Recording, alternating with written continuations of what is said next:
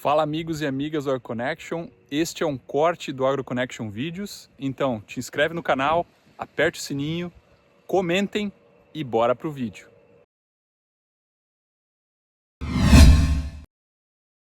E, bom, vamos para Minnesota agora, né? A melhor universidade aí do norte dos Estados Unidos. O cara Vamos. comprou, hein? O cara comprou Claro, a pô. ideia mesmo, Não, velho. Tá mas vendo? contra fatos não há argumentos, né? A gente tem que Aqui, escolher as peleias.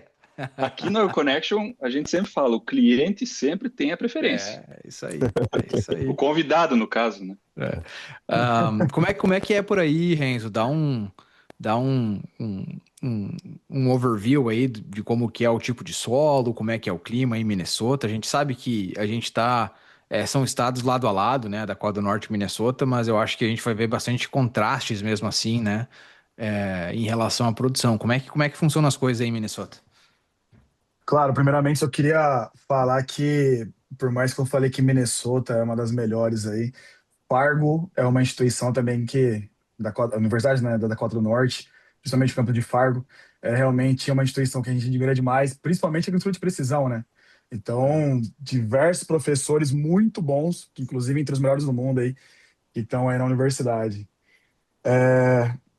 Bom, quanto a Minnesota, eu acho que inclusive é uma situação aí meio parecida com o que vocês passam na Dakota do Norte, né, principalmente.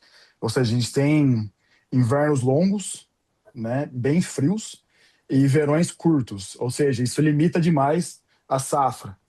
Portanto, a gente não pode errar, né? Tem que ter um planejamento muito bom e principalmente usar tecnologias que sejam favoráveis e uma estratégia muito boa, conversando bastante com o produtor rural, conversando bastante com os consultores, com o pessoal que está na academia também, para que a gente consiga tirar o máximo possível dessa safra que é mais curta. E, obviamente, né, por conta de uma safra que é mais curta, a gente vai usar mais soja e milho, principalmente milho, aqui em Minnesota. Então, a gente está falando aí lá pro lado do norte, a gente vai ter uma soja aí de uns de uns dias mais curtos, então até uns 100 dias, e o milho também próximo disso. E aí, mais para o sul, a gente já vai já para uma soja de até 140, 130, 140 dias, por conta de no sul a gente tem um clima mais favorável, tá?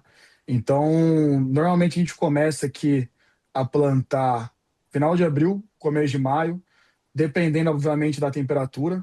E aí a gente começa a colher lá para mais ou menos agora, começo de outubro até o final de outubro, também com a temperatura. Então agora a gente está tendo um clima mais seco, porém tendendo ao frio, mas ainda não tão frio igual ano passado. E obviamente, né, se a gente tem um tempo mais seco, a gente vai começar a já pensar em colher, então isso vai antecipar a colheita. E obviamente também, quando a gente tem um clima mais frio, no plantio a gente vai também ter um plantio mais tardio. Então, aqui em Minnesota a gente sempre está ditando o plantio e a colheita contra a temperatura, imagino que vocês aí também nos outros estados. E mais uma vez a gente está tentando monitorar a temperatura para ver o que a gente faz.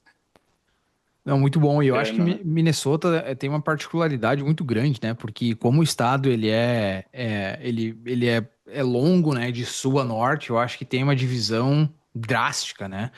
Você pega, por Uhum, exemplo, o lado sudeste de Minnesota, você vai estar com uma coisa muito mais semelhante a Iowa e Wisconsin, né? Então, uma uhum, agricultura completamente diferente do que você vai encontrar aqui na borda com a Dakota do Norte, né? uhum. Então, acho que essa é uma particularidade muito legal e eu acho que Minnesota faz parte daquele velho ditado que a gente tinha no Kansas, né? Se você vai dar uma palestra e dirigir 30 quilômetros para o leste ou para o oeste, você precisa trocar a sua palestra. E Minnesota deve ser para o sul e para o norte, né? Você precisa mudar totalmente Uhum. porque as coisas já não se aplicam tanto, né? Cara, exatamente. Então, por exemplo, eu tenho um dos projetos que eu gerencio aqui é de enxofre. E o enxofre, ele vai ser ditado muito, a deficiência de enxofre vai ser ditado muito por conta da matéria orgânica no solo. E aí, quando a gente compara, por exemplo, o oeste de Minnesota e o leste de Minnesota, o tipo de solo já é totalmente diferente e, consequentemente, a concentração de matéria orgânica no solo é totalmente diferente. E aí isso já impacta todo o manejo nutricional que a gente vai fazer. E então, assim, eu trabalho com agricultura de precisão, então os dados que a gente usa já são totalmente diferentes, os modelos que a gente cria já são totalmente diferentes. Você consegue detectar essas diferenças usando imagem de satélite, usando imagem de drone, assim, de forma bem nítida. E então, assim, o trabalho de extensão aqui tem que ser muito forte para realmente a gente conseguir ajudar o produtor ao máximo, porque as demandas são muito diferentes. Então, você querer criar uma receita de bolo o estado inteiro, isso não é aplicável aqui em Minnesota.